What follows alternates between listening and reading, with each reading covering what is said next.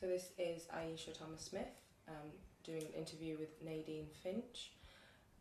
It is the 16th of May 2017 and we're 131 Plimsoll Road, Arsenal, London. And this is for the GLC Story project. Hi Nadine. Hi. So first question is just, we're going to get into background a little bit.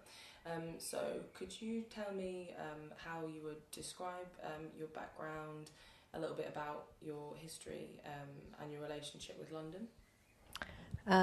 Both my parents are from Ireland, but my father was in the Air Force, so they moved around the world a lot.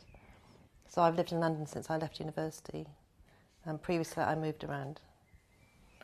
Okay, and what was your education like? You mentioned university. I went to university at East Anglia, Norwich. I did English and American literature. Later on I did law, but that was much later, after the GLC. Okay. And what else was happening for you in the kind of late 70s, early 80s in terms of your family or personal relationships or work? Or in the late 70s I was running an Adventure Playground Association in Islington. Previous to that I'd been, broadly speaking, a youth worker. Okay. And I was living, the late 70s I was living in Islington. I had a number of housing co-ops because Islington housing was incredibly poor. And what the Islington Labour Party did in the late Labour Council in the late 70s was to buy up a lot of street properties and try to renovate some of the estates, but they didn't have the money to do it. So what they did, they formed tenants co-ops who took the properties over and renovated them to a certain extent. But also, I was living on an estate in Tufnell Park because there was another idea to put young people on estates, which were mainly elderly people. So we lived in Tufnell Park Estate, Brecknock Estate. And we were mainly youth workers or community workers, but we were put onto an estate of old people. And what was that like? It was good, actually. I enjoyed it. It wasn't a renovated estate, but it wasn't. The accommodation was fine. This wasn't. No central heating, no nothing like that. And that was quite good. And I was originally very involved in community groups. Work around United Ireland, work around anti-racism, rock against racism. And then I came to Labour Party in about 78, 79. Okay. So that, leads us nicely into how you became politicised, or were you always politicised? A bit like Jeremy, I was very political at school, actually. So I was political throughout the 70s, but not in any organised party. I've never been in any party apart from Labour Party. But I was a trade unionist from around... Actually, no, I was a trade unionist in the early 70s in Sogat, come to think of it. And I was in the NUT. So I'd always been in whatever job I was in, I'd been in my union. But when I was a playground worker, we had a play workers branch in UP. And then in Islington, I've joined TNG, and I was on one of the committees. And actually, that's a whole load of us then went into the Labour Party. But it was through community organisation and trade union movement. That's when people moved into the Labour Party. And what was it that drew you to the Labour Party? Because of the right-wing nature of the Labour Council here, which was very poor and very corrupt. It was controlled by the MP up here in Islington North and a guy called Bayliss, who was leader of the council, both of whom were very corrupt, would say the Labour Party was full, so people couldn't join. And I could only join because I was a trade unionist, because they couldn't stop trade unions sending delegates to their what's called the CLP, the Constituent Labour Party. So at the beginning, which would have been about 78, there was only a few of us on the CLP, and we were all trade unionists. And we were heavily outnumbered, and it took us a long time to actually manage to let them get ordinary people into the party, younger people. And how did you achieve that? Very serious campaigning. It was quite interesting because obviously Islington was full of People have been squatters, people in short-term housing. It had a huge amount of community organisations, and that was basically the basis upon which we recruited the Labour Party. And people, so these people had been organised in the community. They knew how to run committees. They were running tenants' organisations. They were running playgrounds. So they had the organisation ability. So when the SDB took over Islington in 82, 83, Islington lost all the MPs and all the councillors, just about. But we won them all back within 2 years, and that was through organisation. And it was a mixture of Labour Party organisation and our community organisation. Wow! So once you were in, what were your memories of kind of some of the key events of the 70s and 80s? So what are your memories of Thatcher winning in 79? That wasn't very good. I can't. I think we were shocked, but also we were intensely involved in what was happening here. So I think actually it probably didn't have as much impact on us because we were locked in this battle to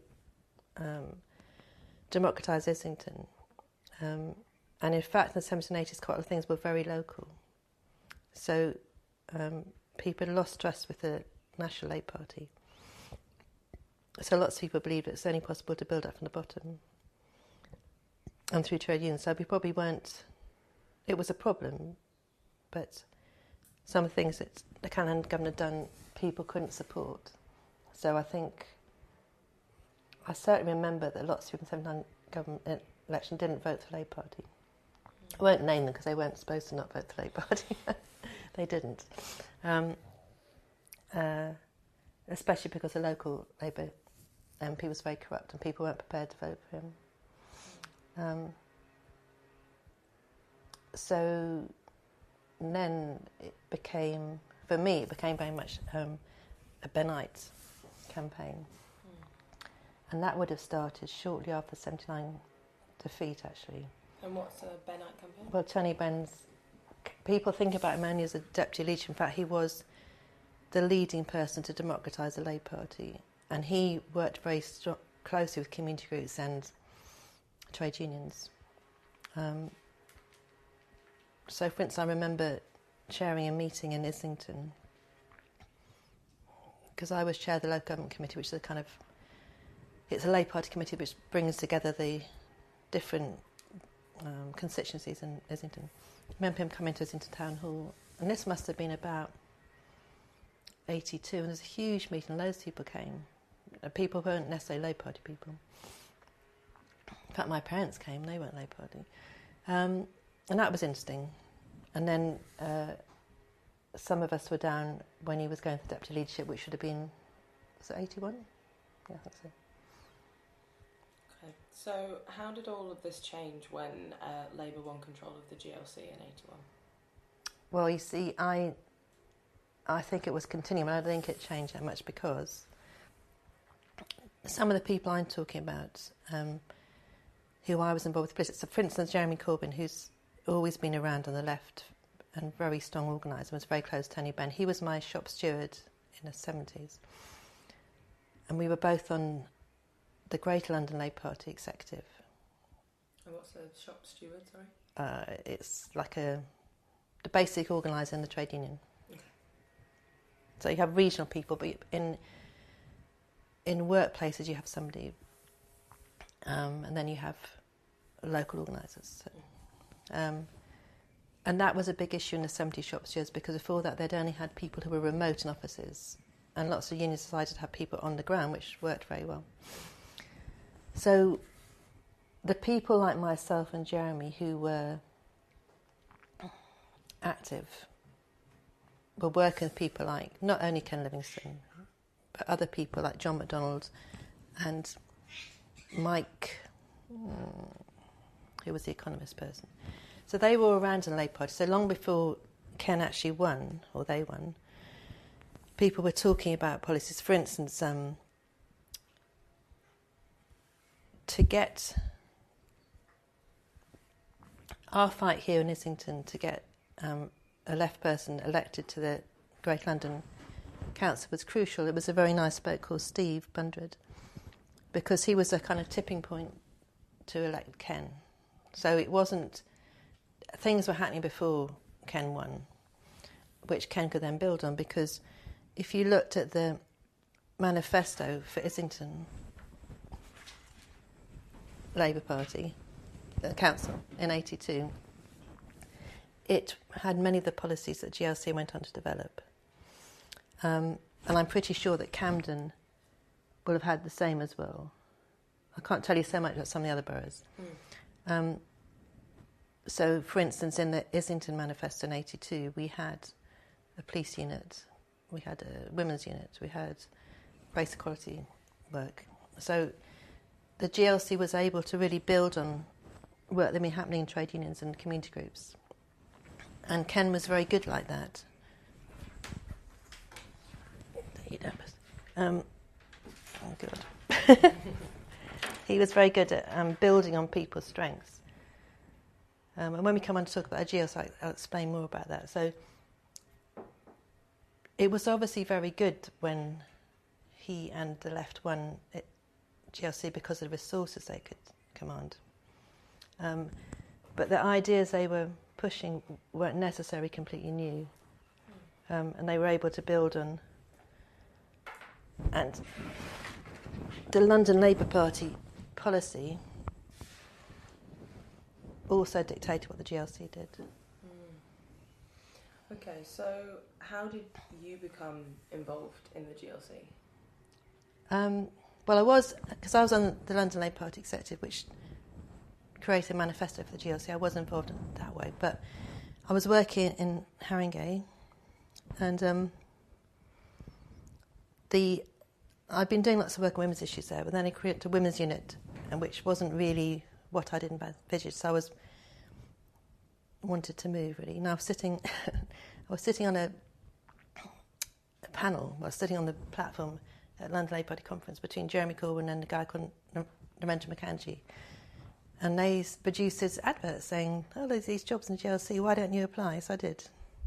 So I mean, I hadn't actively looked for a job, but this came along, and it was in what was called a programme office, which was it wasn't creation of Ken's, had always been there, which is quite a good thing. So it was an office which made sure that the elected council kept its manifesto promises.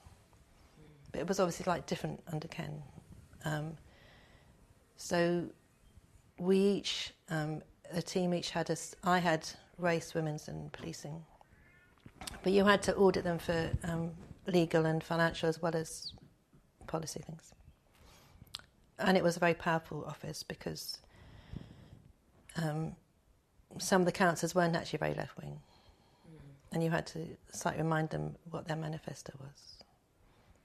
And in one, I might have told you this before, in one classic police committee, this guy from Newham, he was quite a nice old bloke, but not very sympathetic, and Ken had given him football as his area of interest, which he really liked, so he'd vote along with Ken. But he got asked a question by the tourism one, and he'd said, no, she told me to say that. No. So are there any kind of accountability bodies like that with the GLA today? No. Well, I don't think so. The GLA...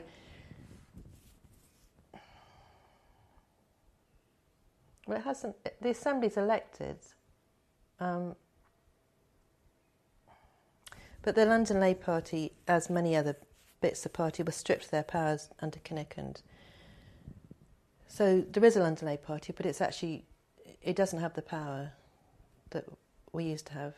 So in that way, it's not accountable. They're accountable at the ballot box every 4 years, but they're not accountable in terms of manifesting the way they were. So you mentioned the areas you worked on. Yeah. Could you go into a bit more detail about what that involved? Well, so we'd work closely with whoever was the chair of each committee, and there was a monthly meeting of that committee, and you'd have reports to that committee, and you'd be checking with the finance and the legal people that what they wanted to do was doable. And what quite surprised me, actually, because I'd worked in local government before, is that actually the old guard, we kept all the lawyers and the finance people on the whole. A few of them resigned, but mostly didn't. But they were quite excited to be doing new things, and they were really helpful. And that was a strength, because obviously they had years of experience in finance and legal affairs, which we didn't necessarily have. And they were usually very, very helpful. And so you'd make sure by the time you got to committee, everything was watertight. I have to say that I think the Women's Committee was the weakest one, and the Women's Unit was the weakest one. It was, I don't want to name names, they lacked a strong, they were too disparate, and they didn't really have as political a focus as the other two units did. I mean, race should have been a much more difficult unit because, what's its face? They'll come back to me. The man who was running it, who's very good, faced potential. Most race units in London at that time had a lot of interracial problems, a lot of rivalries between different religions or different, like Africans against Afro-Caribbeans or Indians against Pakistanis, but there's nothing of that because it was incredibly well run, and they were the first place ever to have an Irish unit and a Travellers unit, and that was accepted by all the other people in the race unit. And if there weren't, there were a few arguments. There was always behind closed doors, and nobody ever in public disputed, which was really good. So it meant they could have serious discussions about what they thought, where they thought they were going, but they never. It was Herman Ousley. That's what Herman Ousley. He was a very good unit leader, and the police unit was incredibly well run as well.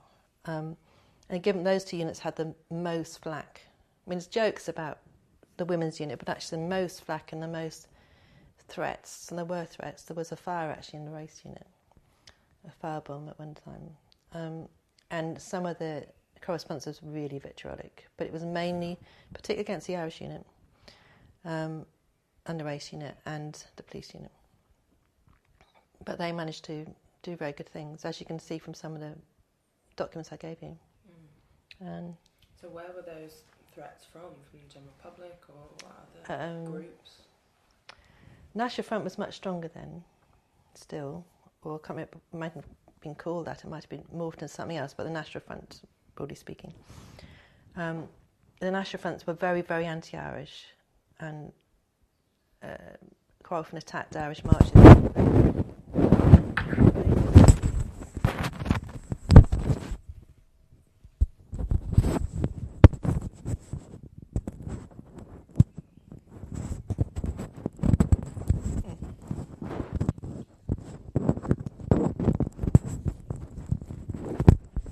Yeah, they were obviously,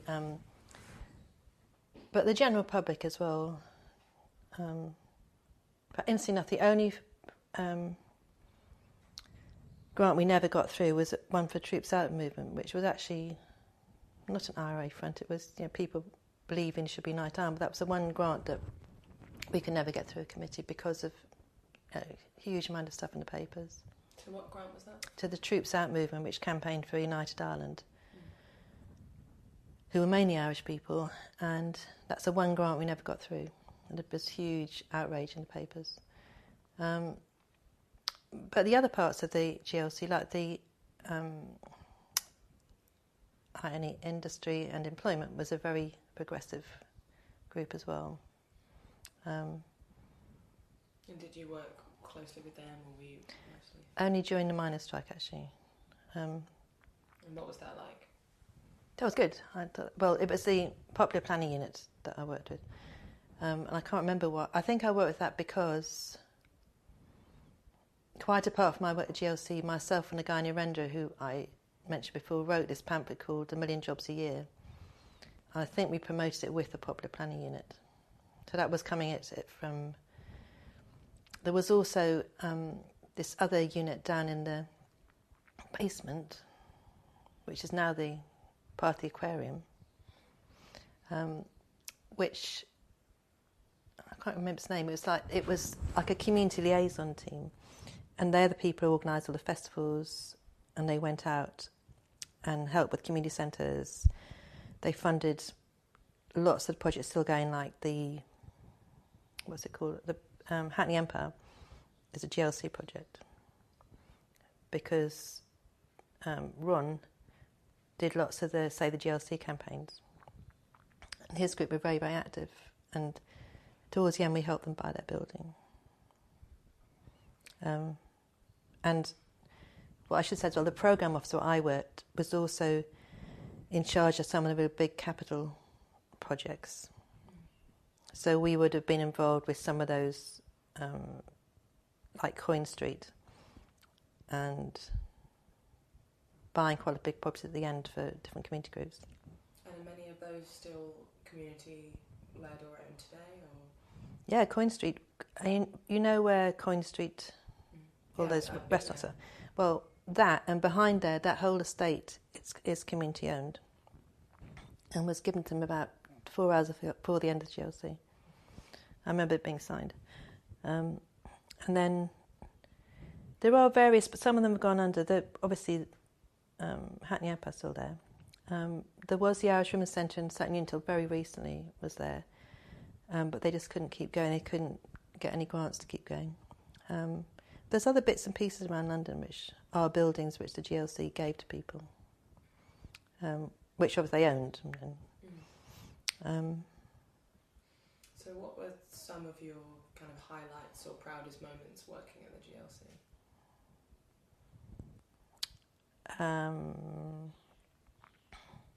I think the work around community inclusion, because it really was open door policy. So you'd have all kinds of people come into the building to have meetings, either with GLC councils or with the community, from young people to old people, huge range. I think some of the work around policing and race was really important. What did that look like? It's difficult to explain because when you saw those documents, we were talking about lots of ideas which had support amongst a small amount of lefties, but actually proved to be very popular with the people. The work around Ireland proved to be amazingly popular because of such a big Irish community who felt completely excluded and discriminated against. But also, a lot of the community festivals were a very good way of getting... One of the most popular things was the community festivals because people felt that not only they could come together and celebrate, but they could also learn things. So we'd have lots of stores and things, so people quite often would pick up leaflets and stuff there. And yeah, it's a kind of trickle-down effect.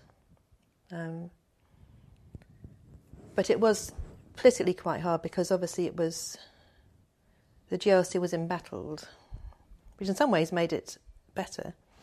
And certainly very few people I know who worked at the GLC didn't really love it. It was exciting. But it was... I mean, Kennett never came to the building. He never walked across that bridge.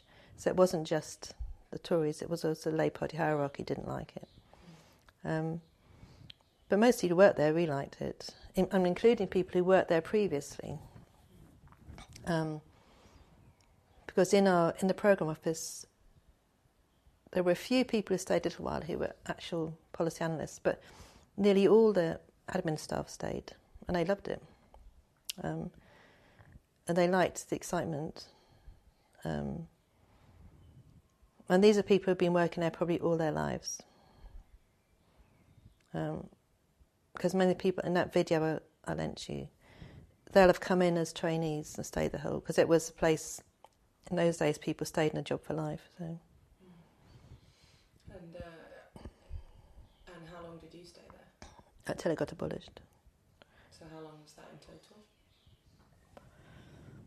Probably about 2 years at GLC, but then there was a year and a half afterwards at the London Strategic Policy Unit, because when the GLC was abolished, about 12 London boroughs took over the policy units for 2 years, which was very good because it meant that we could finish some of our work up, sort out some of the groups. So that was not only women policing, it was also planning there was about 8 different units. I can't remember the others. And they worked very hard on legacy issues, really, and passing work over to different boroughs. Okay, so we'll circle back to legacy a bit. Yeah.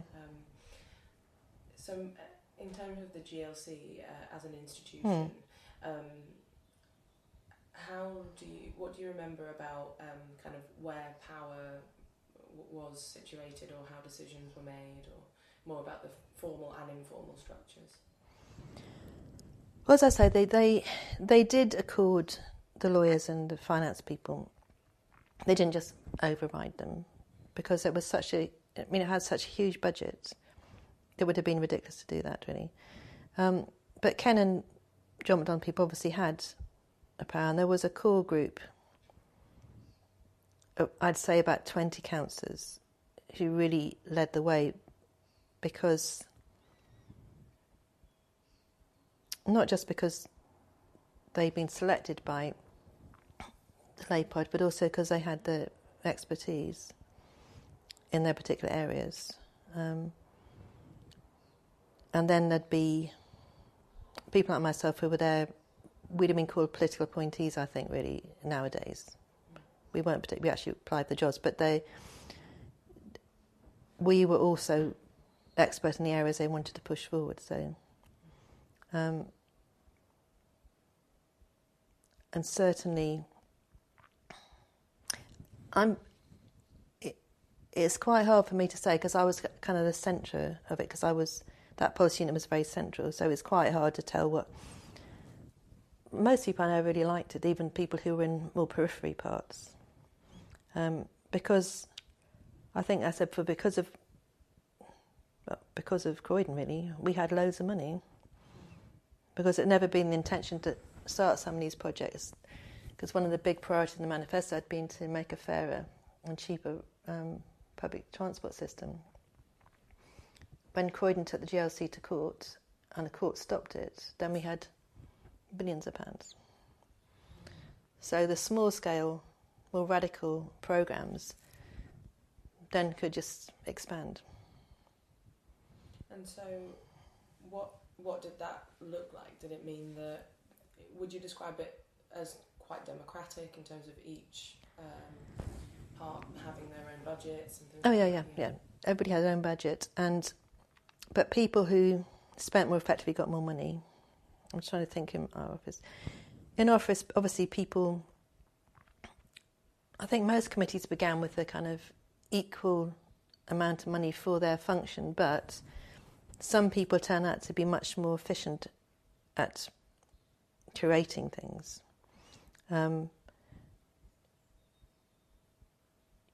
Race and policing were very well.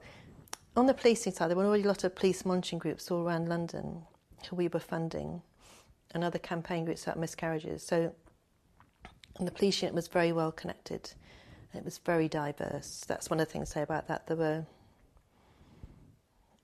a great diversity of race and gender in that, which meant they had better contacts outside. And the same was true of the race unit, very much so. So they were able to go out and find groups who would apply, not just their friends, but they had more contacts. The women's unit had people applying, but because I'm one of them, I always felt that they weren't as diverse, and certainly not by class, which meant that they weren't as careful. They funded a lot of projects that failed. And the other two units were much more strong on monitoring. So by the end, people who were spending money effectively were getting more money. So you mentioned already that the kind of senior Labour leadership and the Tories were very anti-GLC, but how did party politics play out internally from the people who were working there? Oh, you mean most of the people who worked there, even the people who were probably Tories, enjoyed the work because they were given more responsibility. I was also a trade unionist, which gives you access to a wide range of people. So I was on the Joint Shop Stewards Committee. Go back to what shop stewards are. So it meant I was sitting on a body with firefighters, construction workers. And my impression from that was that there was a real interest in the work going on, and actually they didn't perceive, unlike the new space, didn't perceive it as being a left Labour project. They perceived it as being a good project, because they were able, like the firefighters, okay, some of them didn't like us saying you had to have women and black people in the stations, but they did like the fact we put gyms in there and that we understood some of the stress they had. So there were good things for them, even if they didn't like the women and black people.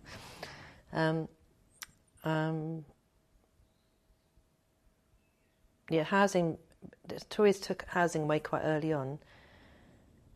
I think other mainstream projects. People applying for grants who weren't necessarily left Labour people, especially in the community events. So it was kind of a cross-party. Yeah. But the Labour Party nationally didn't like it at all. And how did that resistance manifest? Well, lack of support. But it manifested. So when Thatcher decided to close not just the jails, she should close down Merseyside, whatever Manchester was called then. I think there were about 5 metropolitan authorities she abolished. We didn't get much support at all from the National Party in a campaign. The campaign was mainly run by Merseyside and London and the trade unions. And given it was going to...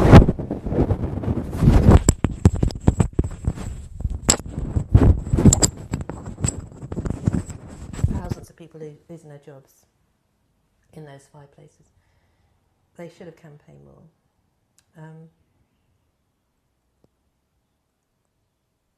But apart from that, the repercussions happened later, actually, because the National Party really went for the London Labour Party later on, and individuals. So most people who were active in what they see as the London left were, by fair means or foul, quite often foul, actually pushed off things like National Women's Committee, the London Labour Party, partly because they changed the rules, made it less representative.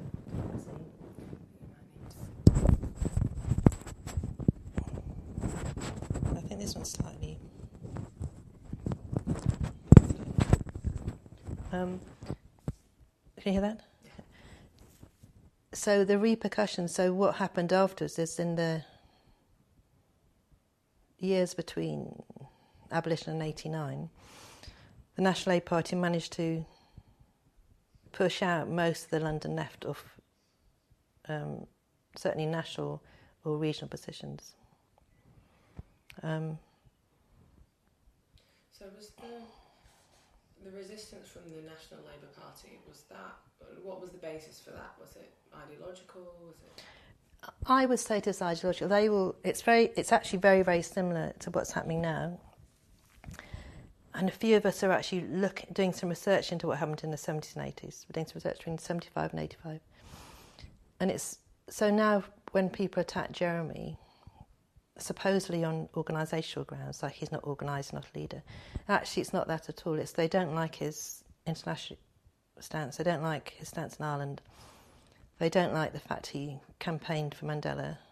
And that was very much the same. These are some of the same people, of course, or their inheritors. And I think it was, because some of the things I really objected to was, for instance, because most of us at the GLC were very internationalist, we had people from Grenada Revolution there, and we'd fly flags, like Palestinian flags or whatever flags, Nicaragua flags. And that used to really wind up the National Labour Party. So I don't think they've changed.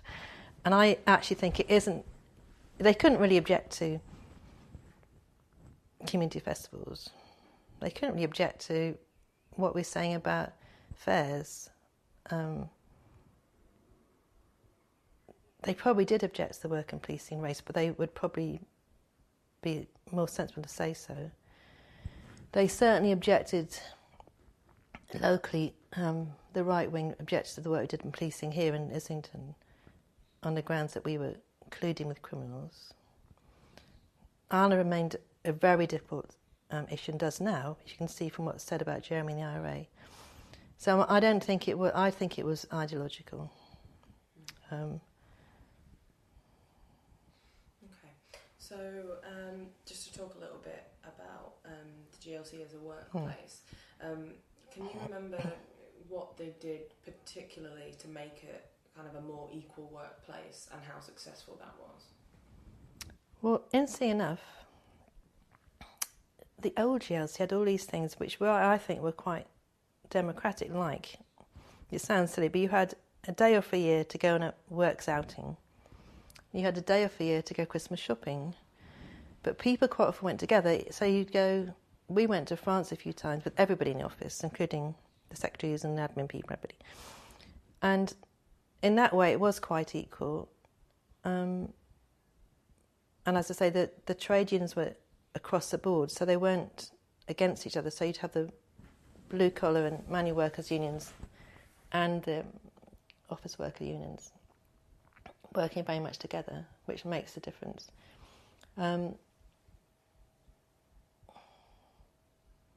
don't remember there ever being any arguments about pay and things, or conditions. In terms of representation, like how well were minorities represented in terms of race and gender, sexuality and things? In the new units, very well.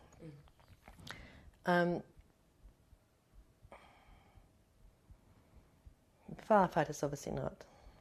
Although there were lots, because I was involved in that. There were lots of the beginnings of things, and some of the stations were very helpful, and some weren't. And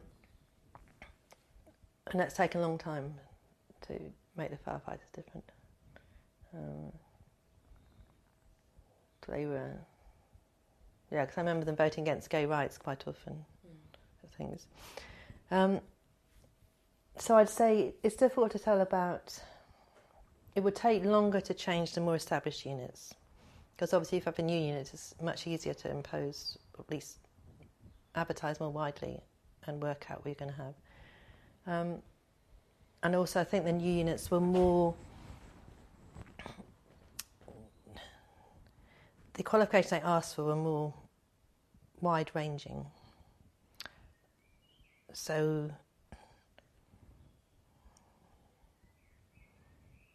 and it also gave up, I was thinking there's two young guys, black guys, who were lawyers who worked in the police unit, and that was, I think, their first jobs. Now they'd had some more experienced black lawyers come back from private practice, so that happened quite a lot at GLC, that to get things going, you'd get people in from universities or private practice to start things going. So we had some quite established lawyers in the police unit to start with. Then they went back to wherever they came from. But by that time, the younger people were more trained up. So would you say it was a kind of concerted effort with the particular policies and practices put in place to bring in... Oh, yeah. The personnel department, it wasn't called personnel. Well, the personnel department had a lot of strict policies about interviewing. We probably did much more equal opportunity interviewing than other people. Although people at Islington were still doing that then. I mean, they were doing it quite strongly. But I would say that it probably took a lot longer to make the teaching profession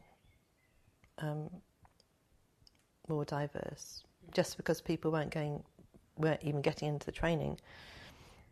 Although ILIA had some good in London Education Authority, which lasted slightly longer than GLC. It had some very good policy on diversity, but actually its core employees weren't as diverse. Okay, and I know you mentioned previously the community festivals and things, and so you were a big part of organising them and attending them. And yeah, I was involved partly because of other connections, as well as yeah, we gave money from our unit, but also, yeah, I was quite involved in the Flower, which was up here in Finsbury Park, which is a big Irish festival, which I don't know how much we funded, because that was done by an Irish promoter. I think we did give money to it, but we didn't have to get much money to it, but so many others we did. And one of the most successful one, which actually been going before the GLC, was the one in Wandsworth Trades Council. Had always had this little one in Battersea Park, and it became huge during the GLC, and it was very good. And one of the main guys who ran it, Melbourne, is now the guy who runs Festival Republic, runs all the huge festivals all over Europe. That's where he started.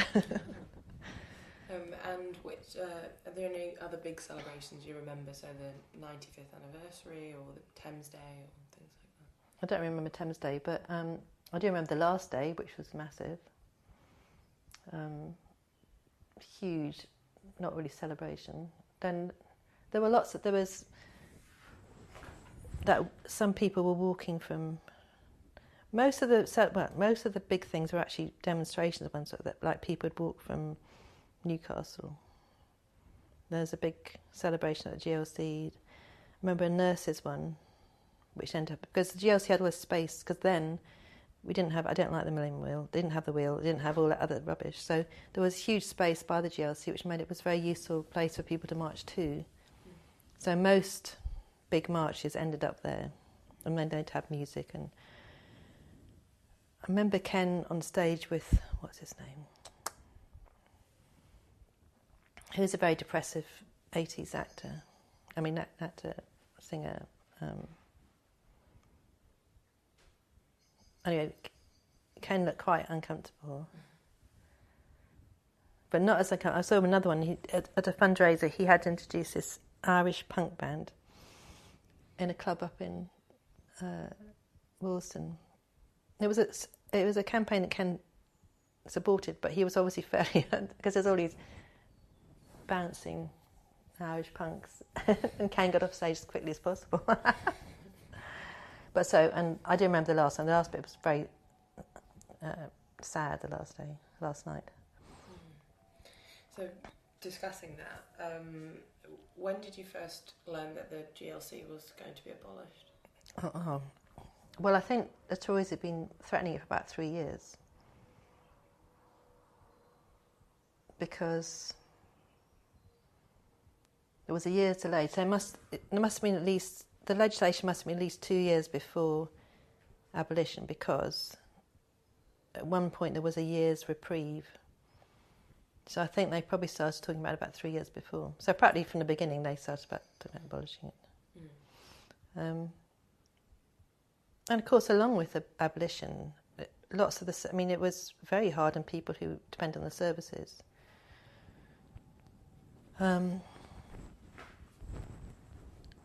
And people,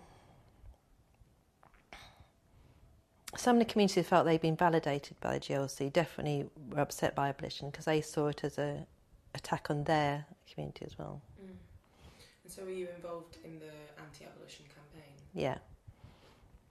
And that video I gave was part of that. Things kind of merged into each other a bit because of my role in the London Labour Party and working there. So sometimes I can't remember why I was there. But a lot of political activists work in GLC, so we probably wouldn't make distinction between what was our job and what wasn't our job. And what did the campaign look like for you? Well, it built on a community which we'd been working with, had a lot of theatre and music people involved. It was pretty localised. I know, as I say, there was this guy's name's going back to me, the guy from Hackney Empire. He was very active, and he went round his group, who were kind of theatre come music group, were sent round to the boroughs that we didn't think had strong local organisation. But it's pretty tactically planned. I think GLC was very popular. And certainly part of things like the Daily Mail, I can't think of anybody who really wanted Thatcher and the National Labour Party, who wanted it closed, really. Were there points where you thought that it might not be, that the campaign might win? No. The numbers were against us.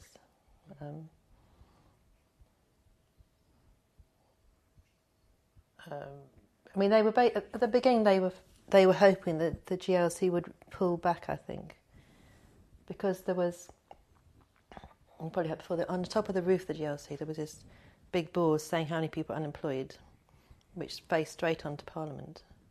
That was only one of the many things. So they had this this visual opposition across the Thames, but the GLC was never going to pull back. Why would they really? So what do you've touched on it a few times, but what are your strongest memories of the last few months?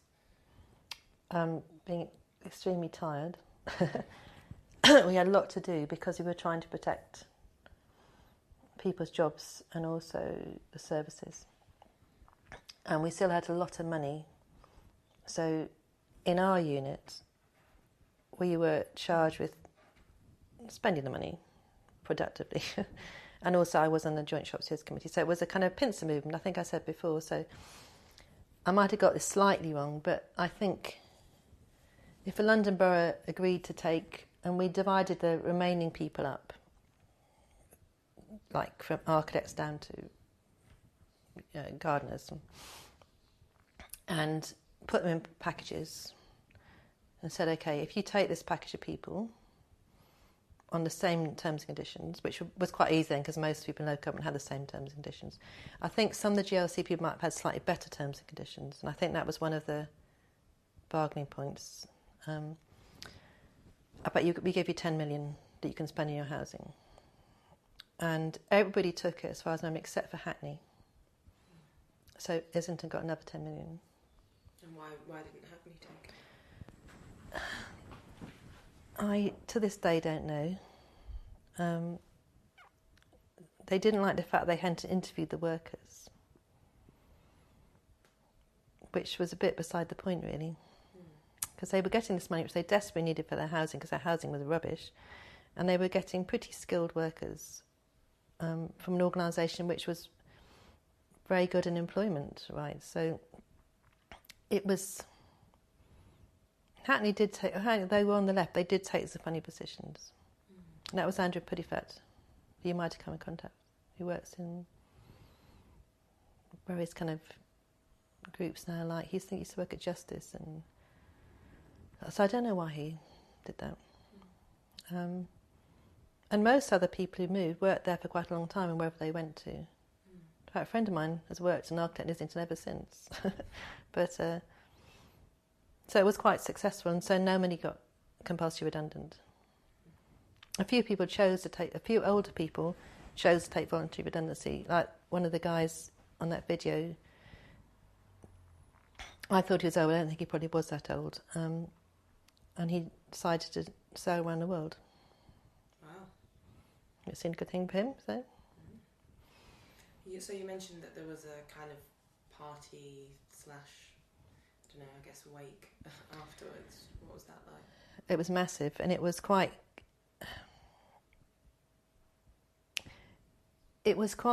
strange because actually we were still working, a lot of us. We were still, certain officers were still signing cheques to people like Coin Street. And people were taking things out of the building because, for instance, the police unit, why the police unit has such good archives is that Paul Boateng signed everything over to us at the last minute, so we could remove all the records out of the building. Now, some other people didn't manage to do that or didn't think about doing that. So some of the other units, they've kind of lost all their research. I mean, some of it went off to LSPU, and that was safe. But then after that, it all kind of evaporated. As I say, the women's unit stuff ended up in somebody's attic, which is a pity because people might want to look at it. I think the race unit stuff went somewhere, I can't remember where. And I'm sure Hilary took the popular planning stuff places. Mm. And so what are your any specific memories of the final night celebrations? It wasn't really I remember they were playing films against one end of the building, I remember that. There were lots of bands. But as I say, we were working half the time, so I don't really remember it that well. And then we all moved, LSBU started, we must have had somewhere to move to, so I think we started straight away. So in terms of the policy, it was kind of sort of seamless. And we were working with London councils we knew well, so it actually was quite an easy handover. But after 2 years, the money ran out. So. And how, in the immediate aftermath of abolition, how did that feel for you? I know you were still working, but did it feel different to before? Or? It's difficult to explain the 80s.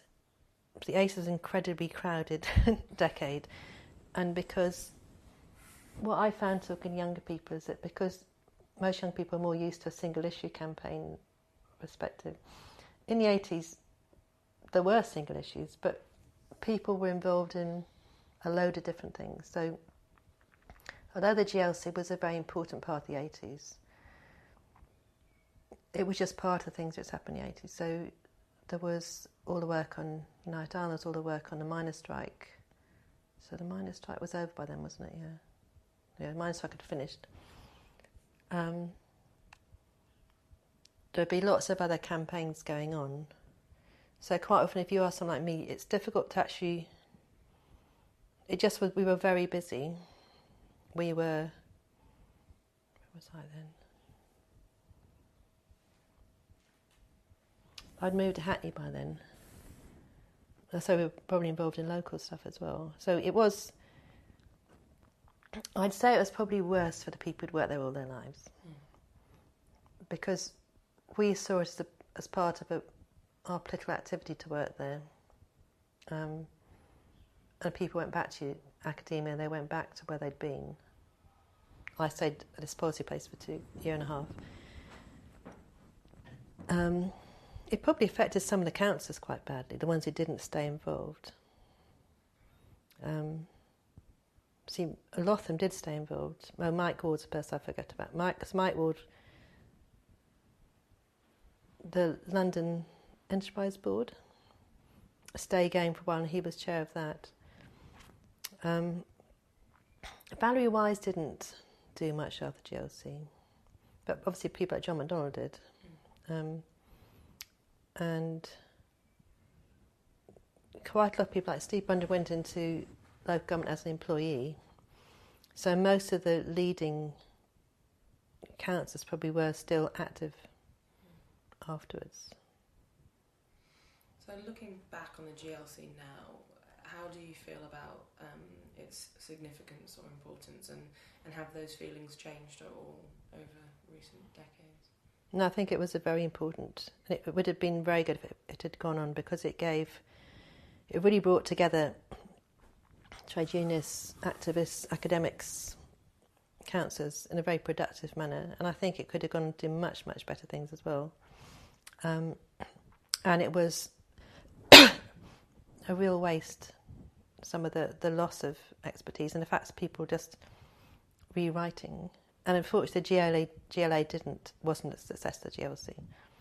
For instance, their police committee has never ever asked anything from the police unit, so they haven't learned from anything research, anything. And I don't think that the race advisor at GLA learned anything from Herman. He could have learned lots of things, but he didn't. So that was a bit of a pity that there was no connection, but apart from Ken. Because Ken's people around him weren't people who'd worked at the GLC. Well, there was a few people in GLA who had worked at the GLC, but not the core people. And it was a very different organisation. And very small and didn't have much money. And so how did what kind of lasting impact did the GLC have on London's communities? Well, I think it had a huge effect, particularly on the Irish and black community, because it did validate them. And it's quite hard to explain from now, because later on, well, very shortly after that, at the end of the ACE, I worked in Ealing, and I worked as a community development officer. I did some work with some Irish women who were kitchen staff and people like that. And I was talking to them, and because they were Irish, and I was talking to them, and they said that before the GLC, they'd always felt really afraid of going anywhere except for the Irish club. And they'd felt beleaguered. And they said since the GLC, they had a much better ability to, express themselves. And I've heard black people say the same thing, because the support for theatres and theatre groups, although it was not that expensive, did actually highlight people, and quite a lot of the theatre groups survived. And also some of the policies. I mean, policies that they thought we were stupid on, like we funded Gay's the Word, this gay man's bookshop, and also one in Islington called Sister Right. And that got a huge amount of adverse publicity, because it's commonplace now. The same as lots of issues. I mean, some of the things the police say now are things that we were saying about the police. So a lot of things which the GLC said, people think are completely ordinary now. They certainly didn't at the time. So would you say that there are lasting cultural impacts? Yeah. And policy impacts in terms of diversity and that side. Because of course the GLC couldn't do much about housing or... You'd have to ask somebody. I think ILIA, the education wing, did have some impacts. But of course that was all lost when they got abolished. Because what they were good at, ILIA, was... Then ILIA was based on the inner London boroughs. And obviously some were much poorer than others. And they were very good at trying to compensate for that and actually putting specialist teachers into the poorer boroughs, or giving more money to Hackney or to Hammers. Of course, that all went when they got abolished. So looking back, what would you say are kind of the biggest successes or failures of the GLC? I think biggest successes were democratising, giving people entry. People thought they had ownership. So they thought, and they did come in the building, and they did come to big meetings. And it wasn't just political people. It was pensioners and things like that.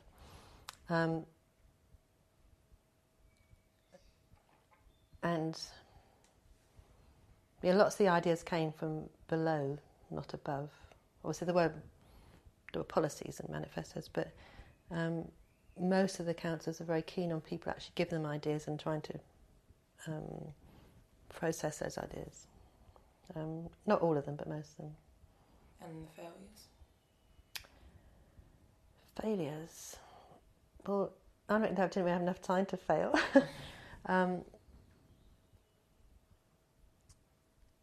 It's interesting because when people attack the GLC, it's difficult to see what they say as failures. They'll probably tell you that they spent too much time on minorities, which wasn't actually true. I know, because I've seen the budget. It wasn't, we spent a lot on minorities, but it's just because nobody else was doing it. But the bulk of the budget was going to what it always went on. And there were lots of... I suppose we haven't really talked about transport. I wasn't very involved in the transport policies, but transport policies were quite progressive, even the ones which weren't successful. Well, I suppose Fares Fair was a failure. And what was that, Fares Fair? Well, this is why we held this money, because I think it's called Dave Wetzel had this idea, and I think the London Labour Party also, that it was a bit like an early version of the Oyster card. It wasn't quite sophisticated, that you could, which was going to benefit people by having kind of bringing the overall fares down. It was ironic because actually Croydon, who opposed it, probably the people in Croydon probably would have benefited from it more. people had to travel a long way.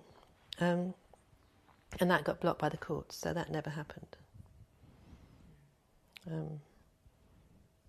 But apart from that, very few things, apart from being abolished, are really blocked. So what do you think would have happened if the GLC hadn't been abolished?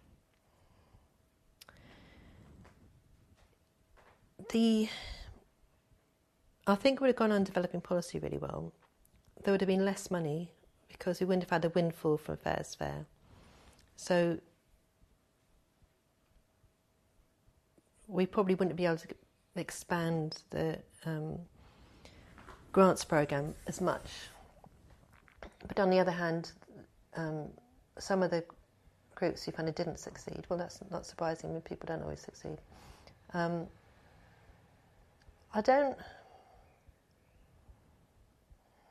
What I don't know politically is that obviously at the end of the 80s, with Kinnock, there was a real division that Kinnock caused in the Labour Party.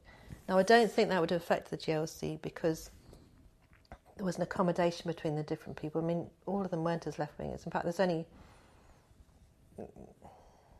probably a minority who were actually left-wing on the council, on the Labour group, but they were much better organised. So I don't think it really would have affected them, but who knows, you know, in another GLC election you might have got people elected who weren't sympathetic.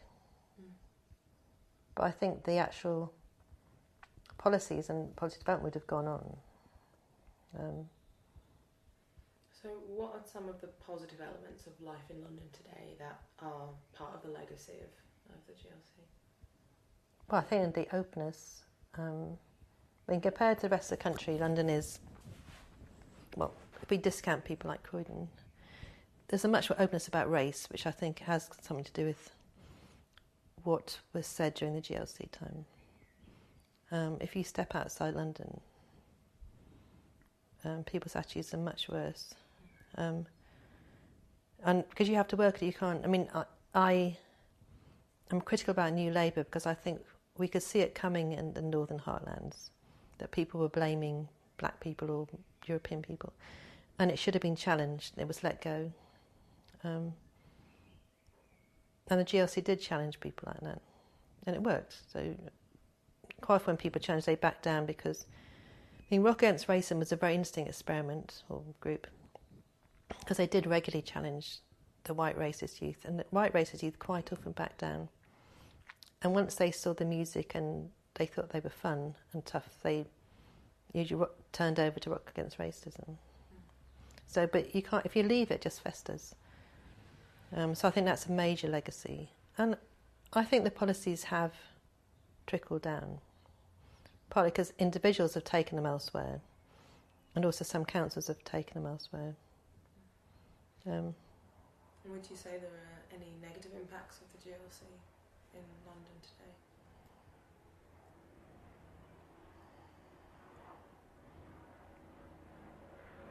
Not really, because the Outer London Authority is a meaningful one, and the GLA is there, but I don't think it's really got the power to do much.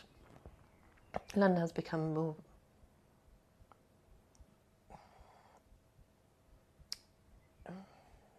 more unequal, really. It's difficult to say because London is very mixed. I mean, Islington itself was very mixed. But I think since in the old boroughs like Tower Hamlets and Newham, and one bit further out, we're always not only questionable about racism, they're also questionable about corruption. Unfortunately, Newham is still very corrupt on the Labour Party council. And the GLC was tackling that really because when you had councils coming together, they could say to each other, no, you can't do that. Whereas being left to themselves, they are doing that. So, yeah, I'm quite shocked what's been happening in Newham, which is exactly what's happening in the GLC, and we had to fight against it. So that's another good thing about having a coordination across a city. You can actually try and persuade people to be better than they are. So lots of a part of the reason for this project is because lots of younger people in particular don't know about the GLC, what it was or how it worked. Why do you think that's the case? Partly because part of the reason for abolishing it was to close down what it was doing. It was ideological. It wasn't posing any electoral threat to the Tories, but it was posing ideological threat because there was no threat from Kinnock really. Kinnock didn't really oppose in the same way as Blair didn't really oppose. They had sound bites and they had little arguments but they didn't actually oppose, and that's what the Tories wanted to close down. They closed it down. So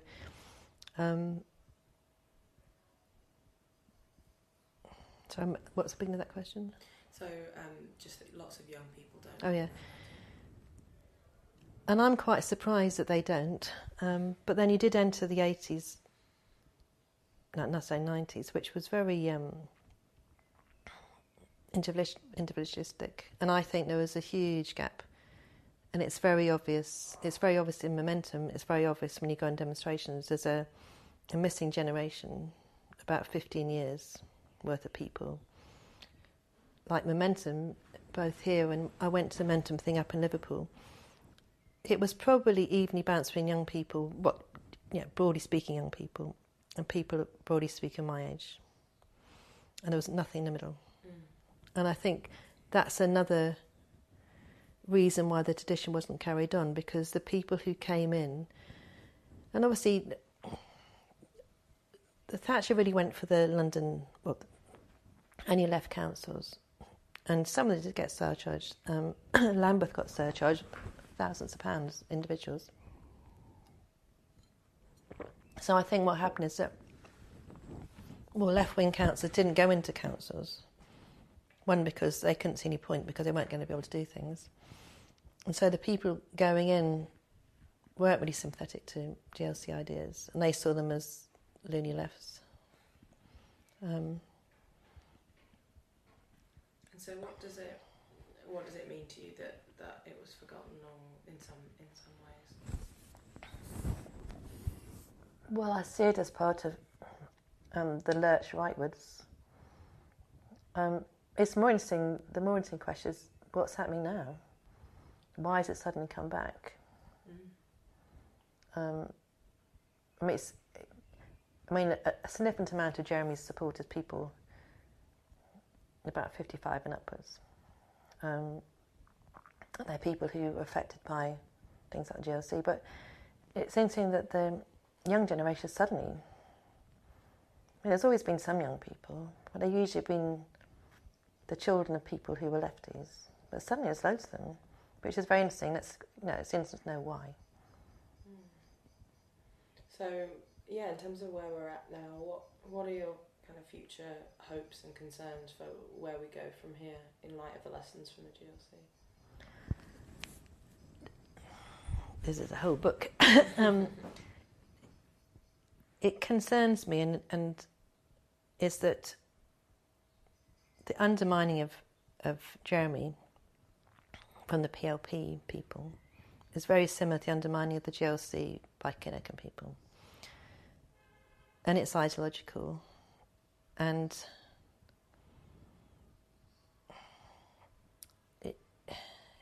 it is also racist in some ways, because the big issues then were support for what was seen as people who wanted Ireland to leave the Union, and black people who took power in their own hands. Those are the two people that the mainstream Labour Party found very difficult to deal with. But nowadays it's also, race was a huge problem for the Blairites, and it was a big issue in Brexit which wasn't dealt with properly by them.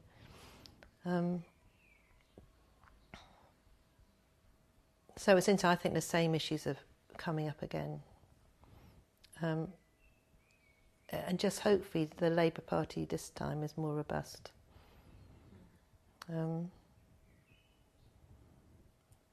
And also, obviously, the membership's high, Momentum's good. it's brought a lot of people back into the party who know how to organise. But people do have this thing about leadership, which I think is an old-fashioned concept. And they can't forgive Jeremy for his views on Ireland and internationally. But I don't think all is lost. The same as I'm not very pro-America, but I'm very encouraged by Bernie Sanders and the amount of people in America that seem to be taking action. I always just think America was a lost place, really.